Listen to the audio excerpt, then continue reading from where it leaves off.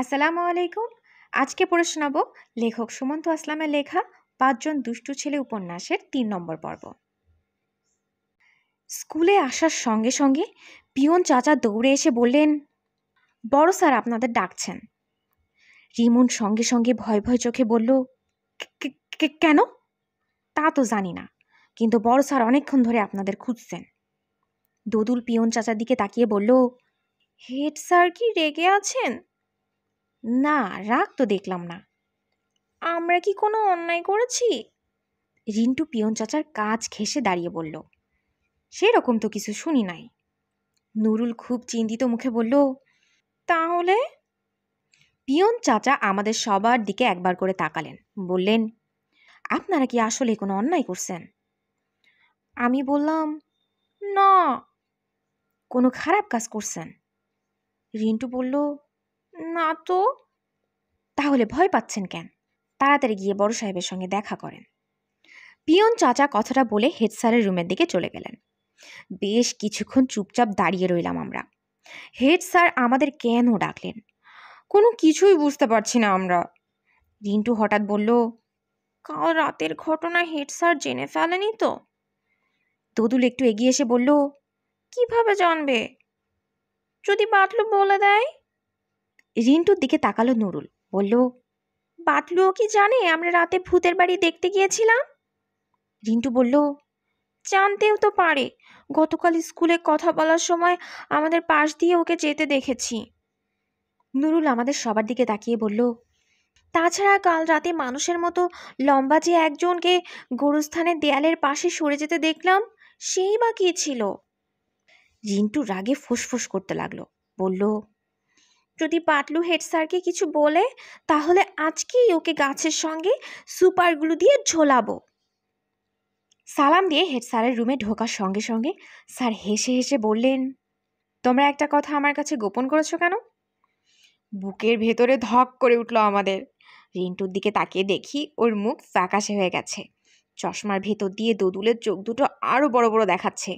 নুরুল মাথা নিচু করে ফেলেছে, আর রিমনকে দেখে মনে হচ্ছে ও এখন কেঁদে ফেলবে। কথা বলছো না কেন তোমরা?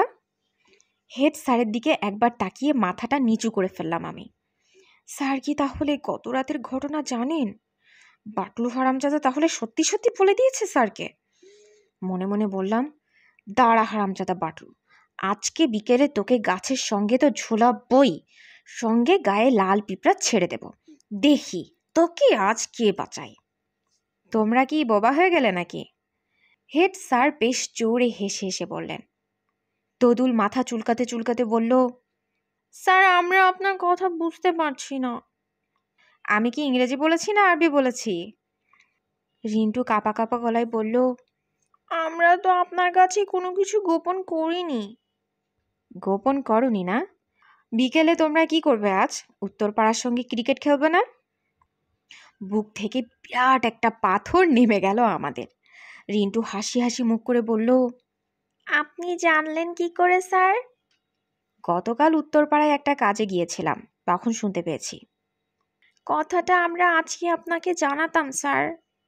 ঠিক আছে, কিন্তু তার আগে আরেকটা কাজ করতে হবে যে। কি কাজ স্যার? পিকনিকের ব্যাপারে ফাইনাল সিদ্ধান্তটা নিতে হবে। জি স্যার। ক্লাস 10-এর সোহেল ভাইয়া, ক্লাস 9-এর টগর ভাইয়া, ক্লাস 8-এর পিন্টু ভাইয়া আর ক্লাস 7-এর সুমন ভাইয়া হেড স্যারের রুমে ঢুকলেন। ওদের দেখে স্যার বললেন, তোমরা সবাই যেহেতু এসে গেছো, তাই সিদ্ধান্তের কথাটা এখনই শুরু করা যাক। সোহেল, তুমি কি ভেবেছো সেটা আগে বলো। সোহেল ভাই একটু এগিয়ে এসে বললেন, স্যার স্কুল থেকে আমরা যে টাকাগুলো পেয়েছি তার সঙ্গে আমরা প্রত্যেকে 50 টাকা করে চাঁদা দেব, তাহলে সুন্দরভাবে পিকনিকটা করা যাবে। গুড। তা পিকনিকটা করবে কোথায়? আমরা সিদ্ধান্ত নিয়েছি এবার আমরা আমাদের স্কুলেই পিকনিকটা করব। গুড। তাতে আসা যাওয়া, স্পটের ভাড়া ইত্যাদি বেঁচে যাবে। হেড স্যার আমাদের সবার দিকে তাকিয়ে বললেন, কি তোমরা রাজি তো? আমরা সবাই বললাম, হ্যাঁ। রশিদ স্যার হেড স্যারের রুমে ঢুকতে ঢুকতে বললেন, আমাকে ডেকেছেন স্যার? হ্যাঁ রশিদ সাহেব, বসুন। এবার যে পিকনিকটা হবে তার মূল দায়িত্বে থাকবেন আপনি। সোহেল, টগর, পিন্টু, সুমন্ত রয়েছেই, সঙ্গে ওরা 5 জনও রয়েছে। চাঁদা তোলা থেকে শুরু করে সব কাজ ওরাই করবে। আপনি শুধু দেখবেন আর কি। অসুবিধা হবে না স্যার, যে কজনকে দেখছি এখানে ওরা বেশ ভালোভাবেই কাজটা করতে পারবে বলে আশা রাখি। হেড স্যার আমাদের দিকে তাকিয়ে রশিদ স্যারের দিকে তাকিয়ে বললেন, আরেকটা কথা, ওরা তো একটা ক্রিকেট খেলার প্রতিযোগিতা দিয়েছে, আজ বিকেলেই খেলা। আপনি ওদের 5 জনকে ছুটি দিয়ে দিন। ওদের আজ ক্লাস করতে হবে না, বাসায় গিয়ে রেস্ট নিয়ে খেলতে যাক ওরা। রিমন খিলখিল করে হেসে উঠে বলল, থ্যাংক ইউ স্যার। হেড স্যারের রুম থেকে সবাই বের হয়ে আসছি, ঠিক তখনই আমাদের 5 জনকে আবার ডাকলেন তিনি। আমরা স্যারের কাছাকাছি যেতেই স্যার তার ড্রয়ার থেকে 3 প্যাকেট চুইংগাম বের করে বললেন, খেলার সময় নাকি চুইংগাম চিবোতে হয়, এগুলো তোমাদের জন্য। আমরা অবাক চোখে হেড স্যারের দিকে তাকালাম। আমাদের বাবার মতো হেড স্যার, বাবার মতো ভালোবাসেন তিনি আমাদের। মাঠে 2 দলের খেলোয়াড়েরা নেমে গেছে, 2 জন আম্পায়ারও এসেছেন। চারিদিকে হই হুল্লোড় শব্দ। 2 পাড়ার প্রায় সব ছেলেমেয়েই মাঠে এসে উপস্থিত হয়েছে। 2 পাড়ার বেশ কয়েকজন বড় মানুষও এসেছেন। সবচেয়ে অবাক করা ব্যাপার হলো, আমাদের পাড়ার মসজিদে আজান দেন যে মানুষটি, তিনিও এসেছেন। রিমন আমাদের সঙ্গে দৌড়ে তার কাছে গিয়ে বলল, হুজুর দোয়া কইরেন। মুয়াজ্জিন হুজুর আমাদের মাথায় হাত দিয়ে বিড়বিড় করে কি যেন বলে ফু দিলেন। তারপর মাথায় হাত বোলাতে বোলাতে বললেন, বিসমিল্লাহ বলে খেলা শুরু করিও। মাঠের ভেতরে টস হচ্ছে। দৌড়ে আমরা সেখানে গেলাম। একজন আম্পায়ার একটা পয়সা উপরে তুলে ছুঁড়ে মারলেন। পয়সাটা মাটিতে পড়ার সঙ্গে সঙ্গে আমরা উপর হয়ে দেখলাম পয়সাটাকে। টসে উত্তর পাড়ার দল জিতেছে এবং সঙ্গে সঙ্গে ওরা জানিয়ে দিল প্রথমে ওরা বল করবে। রিন্টু আর নুরুল ব্যাট হাতে মাঠে দাঁড়িয়ে রইল। আমরা বের হয়ে এলাম মাঠ থেকে। রিন্টু আমাদের প্রথম ব্যাটসম্যান। ও ভালোভাবে প্রস্তুতি নিয়ে স্ট্যাম্পের সামনে দাঁড়ালো। ওদের দলের একজন বল হাতে এগিয়ে আসছে। খুব দ্রুত সে দৌড়ে আসছে বল করার জন্য এবং শেষে বলটা ছুঁড়ে দিল রিন্টুর দিকে। রিন্টু কিছু করতে পারল না। আস্তে করে টোকা দিয়ে বলটাকে পাশ দিয়ে ঠেলে দিল। কোনো রান হলো না। আবার বল করতে আসছে ছেলেটি। এবার আরও জোরে বলটি ছুঁড়ে দিল সে। রিন্টুর ব্যাট এবার বলটা স্পর্শই করতে পারল না। বল সোজা চলে গেল উইকেট কিপারের হাতে। তৃতীয়বারের মতো বল নিয়ে ছুটে আসছে ছেলেটি। রিন্টু এবার যেন একটু সোজা হয়ে দাঁড়ালো। এক দৃষ্টিতে ও তাকিয়ে আছে ছেলেটির দিকে। ছেলেটি বল ছুঁড়ে দিল। রিন্টুর সঙ্গে সঙ্গে ব্যাট চালালো। তারপর সবাইকে ফাঁকি দিয়ে বলটা চলে গেল মাঠের বাইরে। 47 ওভার খেলার পর আমাদের সবাই আউট হয়ে গেল। আমরা মোট রান করেছি 123। সবচেয়ে বেশি রান করেছে রিমন, ও করেছে 26 রান। আধা ঘন্টা পর আমরা বল করার জন্য প্রস্তুতি নিলাম। আমাদের সবচেয়ে ভালো বোলার হলো দোদুল, তারপরে নুরুল। দোদুল বল করার জন্য মাঠের এক পাশে চলে গেল। আমরা যার যার মতো ফিল্ডিং করার জন্য দাঁড়িয়ে পড়লাম। আমাদের উইকেট কিপার হলো রিন্টু। রিন্টু আমাদের টিমের ক্যাপ্টেনও। দোদুল বল নিয়ে এগিয়ে যাচ্ছে। ওদের দলের প্রথম ব্যাটসম্যান প্রস্তুত। বল ছুড়ে দিলে দোদুল। ওদের ব্যাটসম্যান বেশ জোরে টোকা দিয়ে 1 রান করে নিল। দোদুল আবার বল ছুড়ে দিল। না, এবার রান নিতে পারল না ওদের ব্যাটসম্যান। 1 ঘন্টা 43 মিনিট পর আমরা ওদের মাত্র 6টি উইকেট নিতে পেরেছি। ওভার চলে গেছে 49। ওরা রান করেছে 119। এখন 1 ওভার বাকি। 1 ওভারে ওদের রান নিতে হবে 5টি। 4টি নিলেও ওরা জিতে যাবে উইকেটের হিসাবে। লাস্ট ওভারে বল করবে নুরুল। বল নিয়ে ও ছুটে আসছে। নুরুলের চোখ মুখ আগুনের মতো লাল। শরীরের সমস্ত শক্তি দিয়ে নুরুল বল ছুড়ে দিল। বল ব্যাটসম্যানের মাথার উপর দিয়ে সোজা গিয়ে রিন্টুর হাতে পৌঁছালো। কোনো রান হলো না। এখন 5 বলে 5 রান দরকার। এবার নুরুল আবার বল করলো। ব্যাটসম্যান বলে ব্যাট লাগিয়েছে। বল উঁচুতে উঠেছে। দোদুল সেটা ক্যাচ ধরার জন্য হাত উঁচু করে এগিয়ে যাচ্ছে। উত্তেজনায় মাঠের চারপাশের সব দর্শক দাঁড়িয়ে পড়েছে। কেউ কোনো চিৎকার করছে না। সবাই নিঃশ্বাস বন্ধ করে তাকিয়ে আছে দোদুলের দিকে। কিন্তু বলটা হাত ফসকে পড়ে গেল মাটিতে। হতাশায় শব্দ করতে করতে আমাদের সমর্থকরা বসে পড়লো আবার। ওরা এর মধ্যেই 2 রান নিয়ে নিয়েছে। 4 বলে এখন 3 রান দরকার। নুরুল আবার বল করলো। এবার কোনো রান হলো না। এখন দরকার 3 বলে 3 রান। আবার বল করলো নুরুল। না, এবারেও কোনো রান হলো না। 2 বলে 3 রান দরকার এখন। নুরুল আবার এগিয়ে আসছে, শরীরের সমস্ত শক্তি নিয়ে ও ছুটে আসছে। বলও ছুড়ে দিল শরীরের সমস্ত শক্তি দিয়ে। ওদের ব্যাটসম্যানও ব্যাট চালালো সমস্ত শক্তি দিয়ে। ব্যাটের সঙ্গে বল লেগে বল ছুটে যাচ্ছে মাঠের বাইরে। পেছনে পেছনে রিমন। বল ছুটছে, রিমন দৌড়াচ্ছে। বল আরও জোরে ছুটছে, মাঠের বাইরে চলে যাচ্ছে বলটা। মাঠের বাইরে গেলেই 4 রান। আমরা নিশ্চিত হেরে যাচ্ছি এই খেলায়। নিঃশ্বাস বন্ধ হয়ে গেছে সবার। কিন্তু মাঠের শেষ প্রান্তের ঠিক কাছাকাছি গিয়েই বলটা ধরে ফেলল এবং যত দ্রুত সম্ভব ঘুরে দাঁড়িয়ে ছুঁড়ে মারল রিন্টুর কাছে। 2 রান নিয়ে নিয়েছে ওরা এর মধ্যে। হতাশায় আমাদের সকলের চেহারা কেমন যেন কালো হয়ে গেল হঠাৎ। এখন 1 বলে মাত্র 1 রান দরকার। আমরা সবাই একসঙ্গে হলাম, পরামর্শ করলাম। সবাই কেমন যেন দুর্বল হয়ে কথা বলল, কিন্তু নুরুল কোনো কথা বলল না। মাঠের চারপাশে সবাই দাঁড়িয়ে পড়েছে উত্তেজনায়। নুরুল মাঠের এপাশে এসে ওর প্যান্টের সঙ্গে বলটা আস্তে আস্তে ঘষছে। ঘষতে ঘষতে সে এগিয়ে আসছে, একটু একটু করে জোরে এগিয়ে আসছে, আরও জোরে এগিয়ে আসছে। নুরুল তার জীবনের সেরা দৌড় দিয়ে এগিয়ে আসছে এবং শরীরে যতটুকু শক্তি ছিল তা দিয়ে ছুঁড়ে মারল বলটা। বলটা এগিয়ে এলো দ্রুত গতিতে এবং সোজা সেটা আঘাত খেলো ব্যাটের সঙ্গে। বলটা আবার চলে যেতে চাইছে মাঠের বাইরে। নুরুল যেদিক থেকে বল মেরেছে সেদিক দিয়েই এগিয়ে যাচ্ছে বলটা। নুরুল তাকিয়ে আছে বলের দিকে, তার যেন কোনো কিছু করার নেই। অবাক চোখে সে তাকিয়ে দেখছে বলটা। কিন্তু বলটা নিজের একেবারে কাছাকাছি আসতেই নুরুল হঠাৎ অদ্ভুত একটা ডিগবাজির মতো লাফ দিল। আমরা দেখলাম ডিগবাজি দিয়ে বলটা হাতের মুঠোয় নিয়ে নুরুল আরও একটা ডিগবাজি দিল এবং একসময় আমরা দেখলাম নুরুল মাঠের ওপর গর্বিত ভঙ্গিতে দাঁড়িয়ে আছে, তার হাতে লাল টকটকে বলটা। মাঠের চারপাশ থেকে আমাদের সমর্থকরা দৌড়ে আসছে নুরুলের দিকে। তার আগেই আমি আর রিন্টু গিয়ে নুরুলকে কাঁধে তুলে ফেললাম।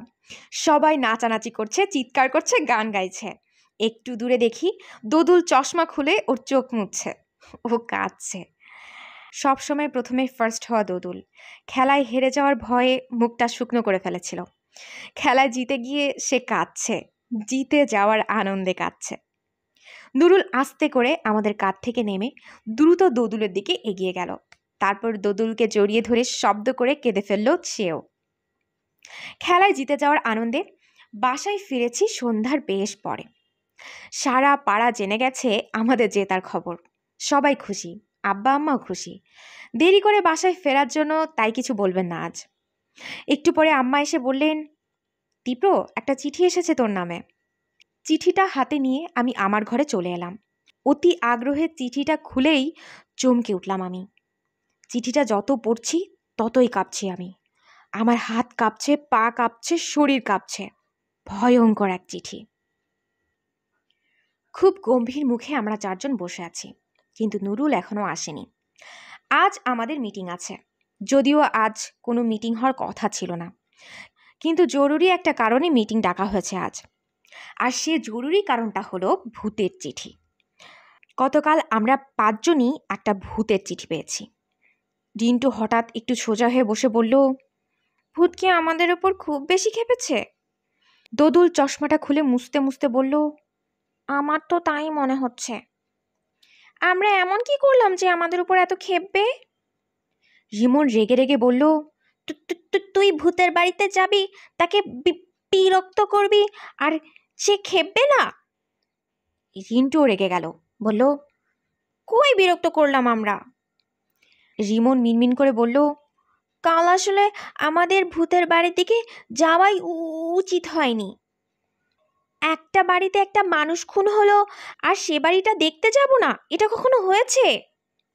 তা হয়নি। তাহলে আমাদের 5.com-এর কাজ কি? কোনো রহস্যজনক কিছু ঘটলে তার সম্বন্ধে খোঁজ নেওয়া, তাই না? চিন্টু এক নিঃশ্বাসে কথাটা বলল। স্কুলের গেট দিয়ে নুরুলকে আসতে দেখা যাচ্ছে।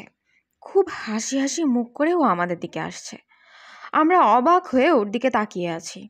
ভূতের চিঠি পেয়ে আমরা চিন্তায় মরে যাচ্ছি, আর ও কিনা হাসছে। তাহলে কি ও ভূতের চিঠি পায়নি? কিন্তু রিমন যে বলল পেয়েছে। তাহলে? হাসি হাসি মুখ করে নুরুল আমাদের পাশে বসলো। রিন্টু অবাক হয়ে চোখ দুটো বড় বড় করে বলল, কি রে, হাসছিস যে? নুরুল আরও হেসে বলল, কেন, কাদার মতো কিছু হয়েছে নাকি? হয়নি। কি হয়েছে? তুই জানিস না কি হয়েছে? আমি জানবো কোথা থেকে? বলিস কি, ভূতের চিঠি পাসনি তুই? নুরুল শব্দ করে হেসে বলল, ওহো, এই কথা। ভূতের চিঠি পাসনি তুই? তা পেয়েছি, কি হয়েছে তাতে? নুরুলের একটা হাত ধরে রিমন বলল, তোর ভয় লাগছে না? না, সত্যি ভয় লাগছে না? বললাম তো না। হতাশ হওয়ার মতো চেহারা করে আমরা নুরুলের দিকে তাকালাম। নুরুল হাসছে। নুরুলের একটা হাত টান দিয়ে দোদুল বলল, এসব কি বলছিস তুই? নুরুল এবার অবাক হয়ে বলল, আমি আবার কি বললাম? আমরা ভয়ে থরথর করে কাঁপছি, আর তুই দেখি দিব্যি হাসছিস। দোদুলের হাতটা চেপে ধরে নুরুল বলল, তুই বল তো, ভূত আমাদের কি করবে? অনেক কিছুই তো করতে পারে। যেমন? দোদুল বলল, ঘাড় মোটকে ভেঙে ফেলতে পারে। তারপর? রিমন বলল, পানির ভিতরে চুবিয়ে মারতে পারে। আমি বললাম, আবার গাছের আগায় নিয়ে মাটিতে ফেলেও দিতে পারে। দোদুল বলল, আরও অনেক কিছু করতে পারে। নুরুল বলল, তোরা এসব বিশ্বাস করিস? কেন, তোর বিশ্বাস হয় না? না। কেন? নুরুল আবার হাসতে হাসতে বলল, ভূত কিভাবে হয় জানিস? হ্যাঁ জানি, কেউ মরে গেলে ভূত হয়। আমরা কি মরে গেছি না বেঁচে আছি? আমরা এখনো বেঁচে আছি। এবার তাহলে বল, একজন জীবিত মানুষের সঙ্গে একজন মৃত মানুষের মারামারি লাগলে কে জিতবে? নুরুলের কথা শুনে আমরা হা হয়ে গেলাম। একজন মৃত মানুষ মানে একটি ভূত কিভাবে আমাদের মতো জীবিত মানুষের সঙ্গে পারবে? পেটের ভিতরে কেমন গুড়গুড় করে উঠল আমার। বুকটা সাহসে ভরে যাচ্ছে ধীরে ধীরে। রিন্টু আগের মতোই গম্ভীর মুখে বলল, কিন্তু ভূতেরা তো বাতাসের সঙ্গে মিশে যেতে পারে। হ্যাঁ পারে, কিন্তু আমরা তো তা পারি না। সেটা সত্য। তাহলে? তাহলে কি? রিন্টু গম্ভীর মুখে বলল, ভূতেরা বাতাসে মিশে মিশে অনেক কাজই করতে পারে। যেমন ধর, তুই রাস্তা দিয়ে একা একা হেঁটে যাচ্ছিস, হঠাৎ পেছন থেকে কেউ একজন তোকে লাথি মারলো। তুই পড়ে গিয়ে পেছনে তাকিয়ে দেখলি কেউ নেই। কাউকে খুঁজে না পেয়ে তুই চিন্তা করতে লাগলি, কিন্তু তুই বুঝতেও পারলি একটা দুষ্টু ভূত তোকে লাথি মেরেছে। আবার ধর, তুই ভাত খেতে বসেছিস, ভাতের প্লেটে হাত দেওয়ার আগেই দেখলি প্লেটটা উপরের দিকে উঠে যাচ্ছে। তুই কিছু বুঝে ওঠার আগেই দেখলি প্লেটটা ভাসছে, এবং এক সময় ভাসতে ভাসতে সেটা তোর সামনে আগের জায়গায় চলে এলো। প্লেটটা দেখে তুই আরও বেশি চমকে উঠলি, কারণ প্লেটে কোনো ভাত নেই, তার জায়গায় গরুর গোবর রাখা আছে এক গাদা। তাহলে? নুরুল মাথা ঝাঁকাতে ঝাঁকাতে বলল, হ্যাঁ, ভূতের এই শক্তিটা আছে। এবার কি বলবি বল? সে সমস্যার সমাধানও আমি নিয়ে এসেছি। আমরা চারজন প্রায় একসঙ্গে বললাম, কি এনেছিস? তাবিজ এনেছি। দোদুল চোখ কুঁচকে বলল, তাবিজ? তাবিজ পেলি কোথায় তুই? বাবার ওষুধ আনার জন্য আমি একটা কবিরাজের কাছে যাই না মাঝে মাঝে, তিনি দিয়েছেন। রিমন ছলছল চোখে তাকিয়ে নুরুলকে বলল, এ তাবিজ পড়লে কি আমরা ভূতদের মতো বাতাসে মিশে যেতে পারবো? না। তাহলে? এ তাবিজ পড়লে ভূত কখনো আমাদের কাছে আসতে পারবে না। সত্যি? রিন্টু লাফিয়ে ওঠার সঙ্গে সঙ্গেই দোদুলও লাফিয়ে উঠল। রিমন কি যেন একটা বলতে গিয়ে তো তো করতে লাগলো।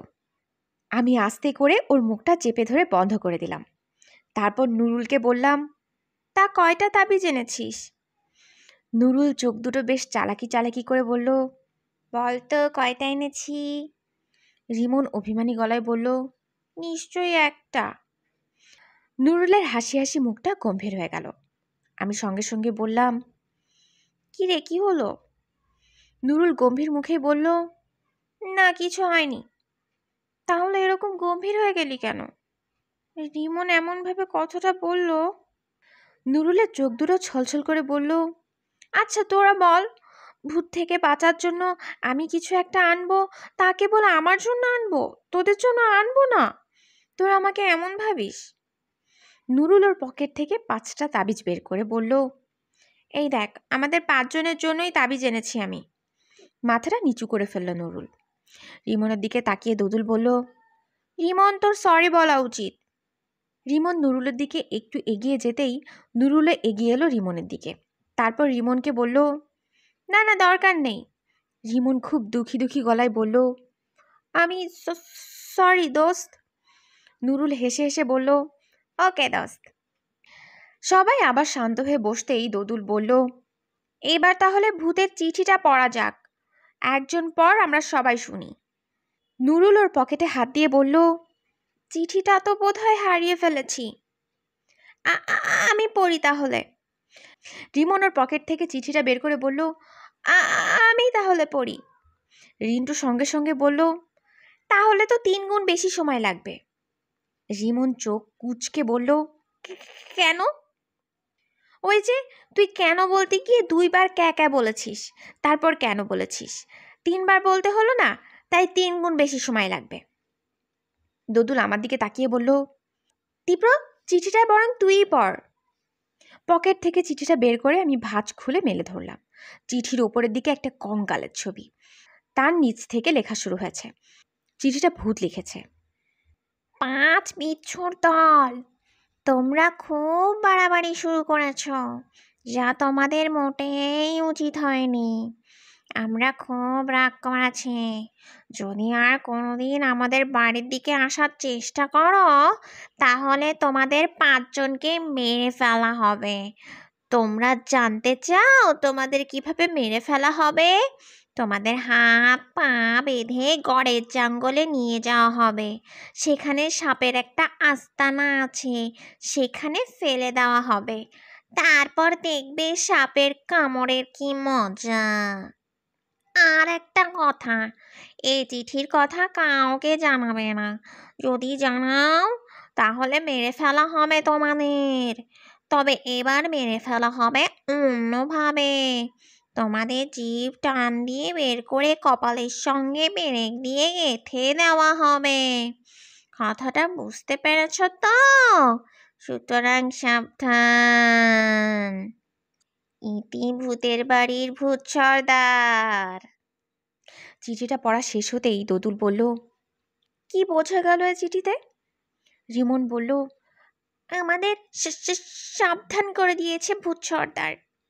দোদুল বলল, তাহলে কি আমাদের সাবধান হওয়া উচিত? রিন্টু একটু রেগে বলল, তার মানে কি? মানেটা হচ্ছে আমরা ভূতের বাড়ি এখন যাব কি যাব না? রিন্টু আমাদের দিকে তাকিয়ে বলল, অবশ্যই যাব, তোরা কি বলিস? আমি বললাম, অবশ্যই। নুরুল হঠাৎ ঘড়ির দিকে তাকিয়ে বলল, সন্ধ্যা হয়ে গেছে রে, আমরা এই বিষয় নিয়ে আবার কাল কথা বলবো। কাল ইংরেজি পড়া আছে, পড়তে হবে না আমাদের? আমরা 5জন উঠে পড়লাম সঙ্গে সঙ্গে এবং বাসার দিকে পা বাড়ালাম। বটগাছের মোড়ের ফাঁকা জায়গাটায় আসার সঙ্গে সঙ্গে চমকে উঠলাম আমরা। বাটলু দাঁড়িয়ে আছে বটগাছের কাছে, পাশে ইয়া মোটা একটা মানুষও দাঁড়িয়ে আছে। রাগী চোখে তাকিয়ে আছে ওরা আমাদের দিকে। আমরা ওদের পাশ কেটে যেতেই মোটকু বলল, এই তোরা দাঁড়া। আমরা দাঁড়িয়ে পড়লাম।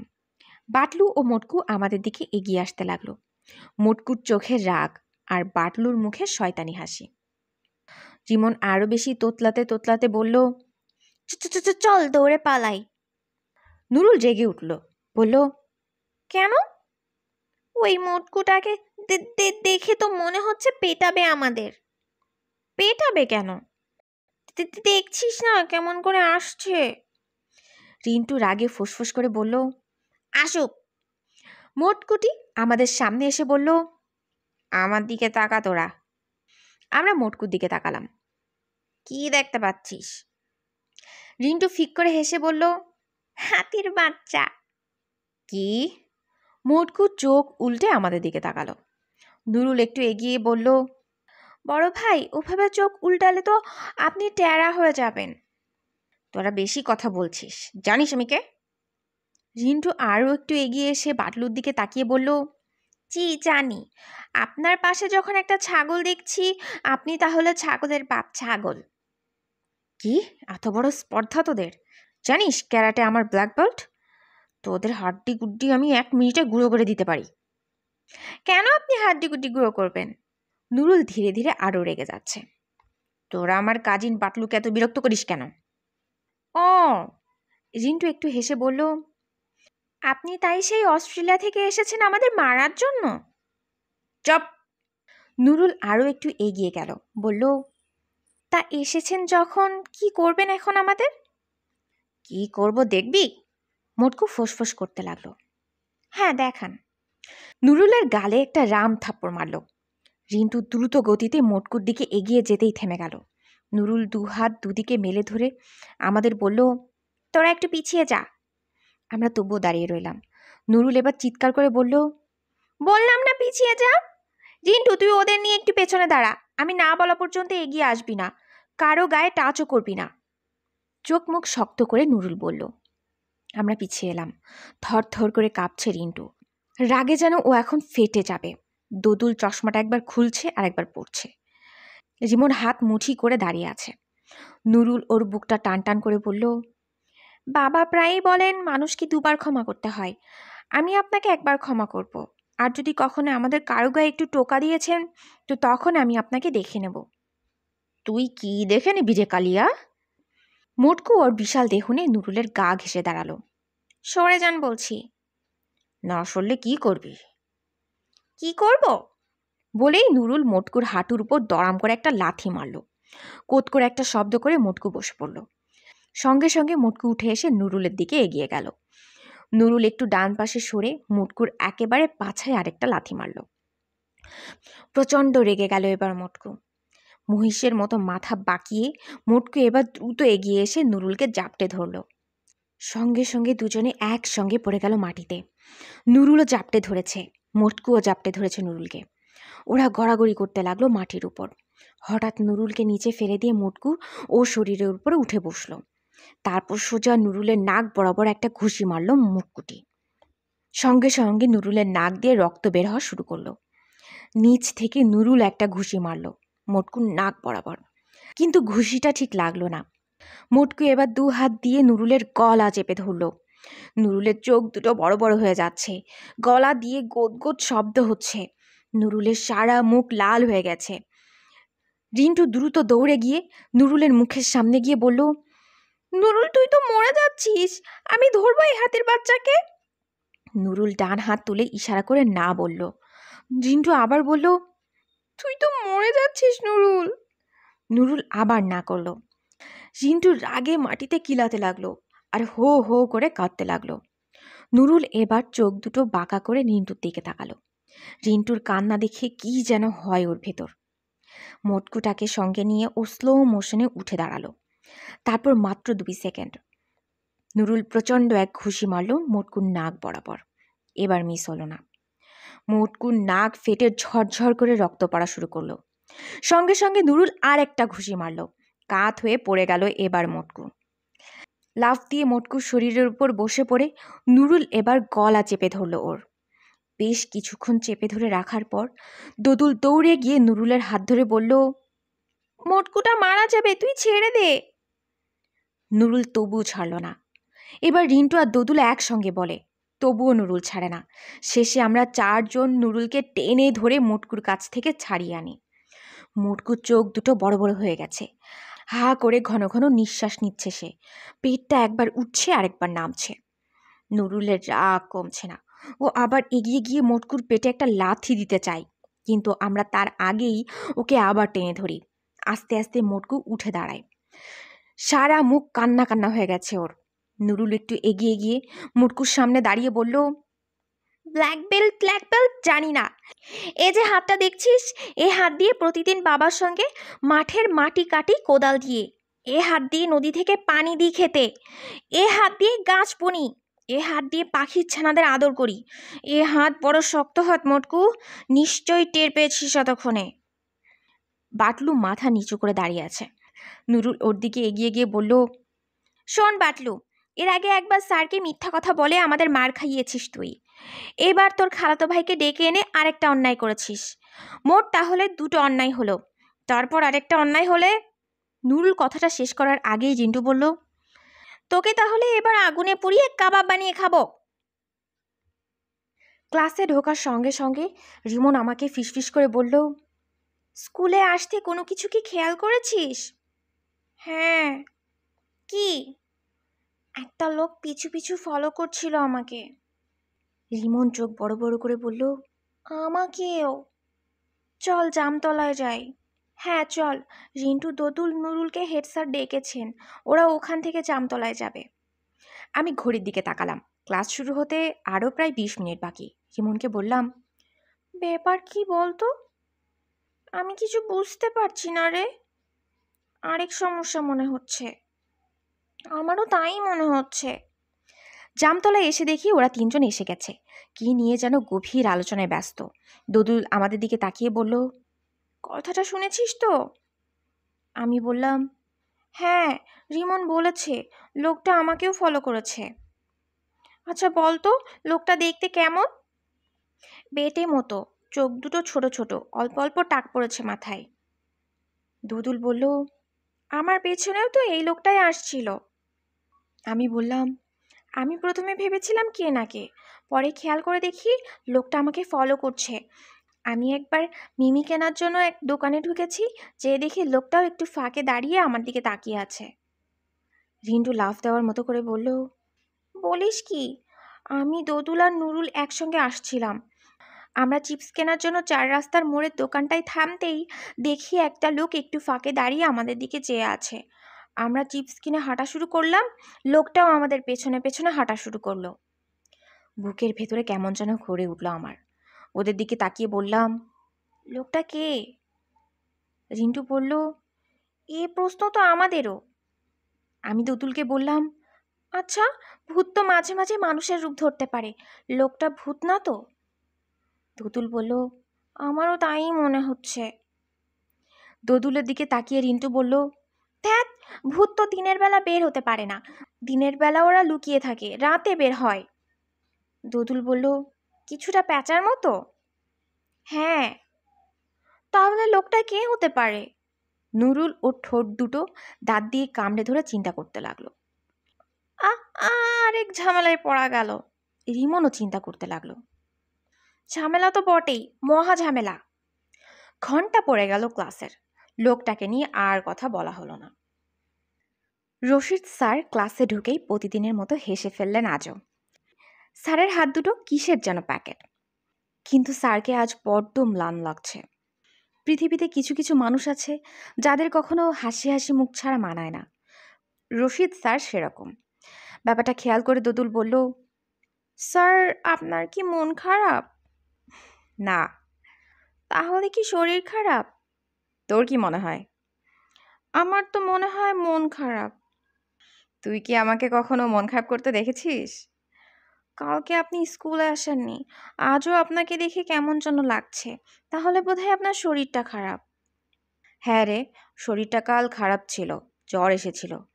আজও শরীরটা তেমন ভালো না, তবু একটা কারণে চলে এলাম। কারণটা কি বলা যাবে? হ্যাঁ বলা যাবে।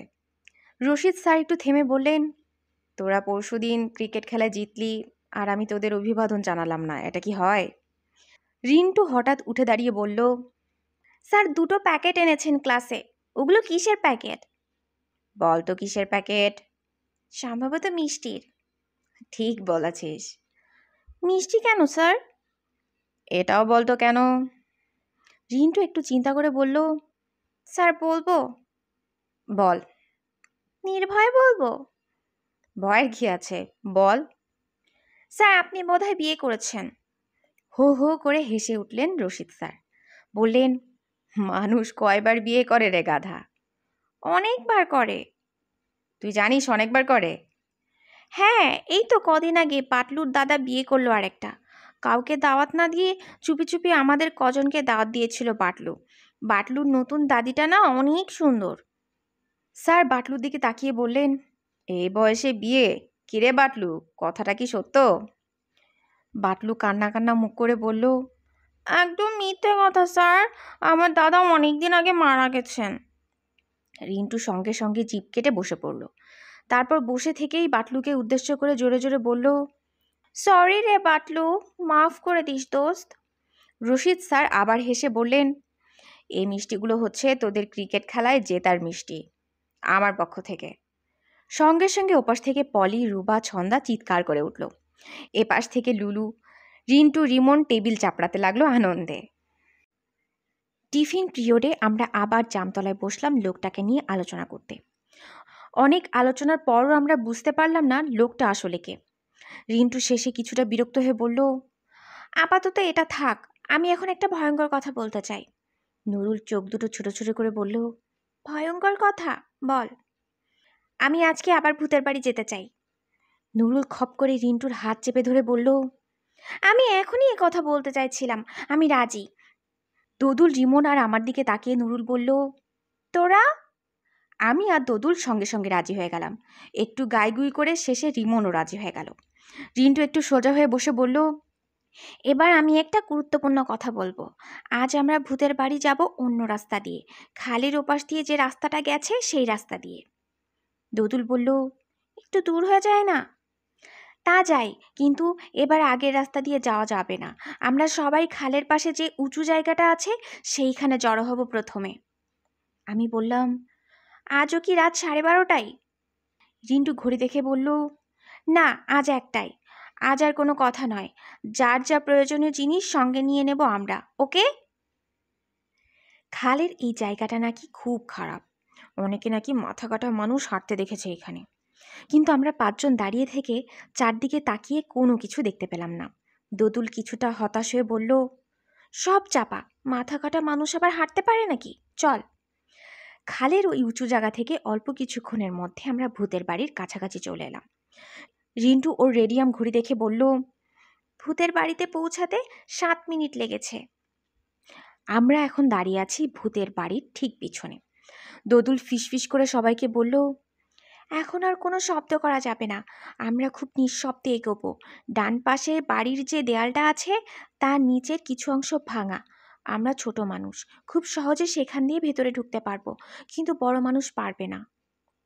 রিন্টু কথাটা শুনে বলল, আমি আগে ঢুকবো, তারপরে নুরুল, তারপরে দোদুল, দীপ্র, আর শেষে রিমন।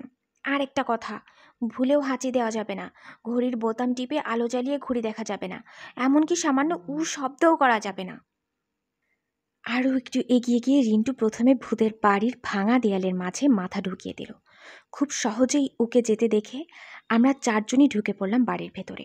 চারিদিকে ঘুটঘুটে অন্ধকার, দুহাত সামনেও কোনো কিছু দেখা যায় না। নুরুল আমাদের কানের কাছে মুখ এনে বলল, ওই দেখ, কে যেন আলো জেলে হেঁটে যাচ্ছে। চোখ বড় বড় করে আমরা দেখলাম কালো মতো একটা ছায়া হেঁটে যাচ্ছে, তার হাতে একটা মোমবাতি। দোদুল হাত দিয়ে ইশারা করে আমাদের বুঝিয়ে দিল আমাদের আরও একটু এগিয়ে যেতে হবে এবং ওপাশে একটা মোটা দেয়াল আছে, সেখানে লুকিয়ে থাকতে হবে। আমরা দোদুলের কথা মতো এগিয়ে গিয়ে সামনের দিকে আরও একটু এগিয়ে গেলাম এবং মোটা দেয়ালের কাছে পৌঁছেই লুকিয়ে পড়লাম তার আড়ালে। কিছুক্ষণ পর রিমন কান্না কান্না কণ্ঠে বলল, মশারে। চুপ! রিন্টু ফিসফিস করে বলল, বাঁ দিকে তাকা। বাঁ দিকে তাকিয়েই আমরা দেখলাম মোমবাতি হাতে ছায়াটা এগিয়ে আসছে এদিকে। পেছনে পেছনে আরও 3টি ছায়া। ছায়াগুলো আরেকটু এগিয়ে আসতেই আমরা টের পেলাম ওগুলো ছায়া না, মানুষ। সঙ্গে সঙ্গে আমরা একেবারে ঠান্ডা মেরে গেলাম। এত রাতে এখানে মানুষ? ভূতের বাড়িতে এত রাতে কি করে মানুষগুলো? 4জন মানুষ মোটা দেয়ালের ওপাশে কি যেন টেনে নিয়ে বসলো, পুরাতন টেবিল চেয়ারের মতো মনে হলো। হঠাৎ একজন গম গম গলায় বলল, এবার খবর বলো জুলমত খা। ওস্তাদ, খবর সব ঠিক আছে, আমরা কালকে এই লোকটারে ধরে আনবো এখানে। কেন, টাকা দিতে রাজি হয় নাই? না ওস্তাদ। এখানে ধরে আনলে কি রাজি হবে? না হলে আগেরটার মতো মাইরা ফালামো। গতবার তো আমরা একটা বাচ্চা ছেলেকে মেরে ফেলেছিলাম না? জি ওস্তাদ, ওর বাপ টাকা দিতে রাজি না হয় পাগল ধরনের ছেলেটাকে অপহরণ করে নিয়ে এসেছিলাম, তবুও রাজি হলো না ছেলেটার বাবা, তাই শেষে। আচ্ছা, কালকে যে লোকটাকে ধরে আনবো এখানে, তার টাকা পয়সা আছে কেমন? বহুত টাকা আছে ওস্তাদ। তোমাদের কি মনে হয় এখানে ধরে আনলে টাকা সে দেবে? ওই যে কইলাম ওস্তাদ, না দিলে গলাটা কাইট্টা ফেলাম। কথাটা শুনেই খুব করে কেসে উঠল রিমন। সঙ্গে সঙ্গে গম গম গলায় লোকটা বলল, কার যেন শব্দ শুনলাম, দেখ তো কেউ লুকিয়ে আছে কিনা দেয়ালের ওপাশে। চারজনের একজন বলল, ওস্তাদ কি যে কন, এত রাইতে এইখানে আইব কেডা? শিয়াল টিয়াল বোধ হয় আশেপাশে ঘোরাফেরা করতেছে। এইখানে শিয়াল আসবে কোথা থেকে? ওই যে পূব পাশের দেয়ালের নিচে একটু ভাঙা আছে। ও আচ্ছা, তাহলে ওই কথাই রইল, কালকে লোকটাকে ধরে আনছি আমরা, আগামীকাল রাতে এখানে দেখা হবে আমাদের, ওকে? বাকি তিনজন একসঙ্গে বলল, ওকে ওস্তাদ। গায়ের লোমগুলো খাড়া হয়ে গেছে আমাদের। এতদিন জেনে এসেছি এটা ভূতের বাড়ি, কিন্তু আসলে এখানে সন্ত্রাসীদের আস্তানা। পেটের ভেতরে কেমন যেন করে উঠল আমার, গলাটা শুকিয়ে গেছে, প্রচণ্ড পিপাসা বোধ হচ্ছে এখন। দ্রুত এখান থেকে বের হওয়া দরকার। ভাঙা দেয়ালের কাছে এসে রিমনকে প্রথমে বের হতে বলল রিন্টু, তারপর আমি, দোদুল, নুরুল আর রিন্টু। সন্ত্রাসীদের আস্তানা থেকে যত তাড়াতাড়ি এবং নিঃশব্দে সম্ভব খালের উঁচু জায়গাটায় চলে এলাম। তারপর পাঁচজন একসঙ্গে দাঁড়িয়ে ফিরে তাকালাম বাড়িটির দিকে। মোমবাতি হাতে নিয়ে এক সন্ত্রাসী এগিয়ে যাচ্ছে, পেছনে পেছনে বাকি তিনজন। এখান থেকে মনে হয় চারজন ভূত এগিয়ে যাচ্ছে একটা আলো নিয়ে। পাঁচজন দুষ্ট ছেলে উপন্যাসে ৩ নম্বর পর্ব এখানেই শেষ। এর পরের পর্বগুলো নিয়ে খুব শীঘ্রই আসছে আমাদের ইউটিউব চ্যানেলে। আমার গল্পপাঠ যদি আপনাদের ভালো লেগে থাকে তাহলে অবশ্যই আপনার প্রিয় বন্ধুদের সাথে শেয়ার করবেন। ধন্যবাদ।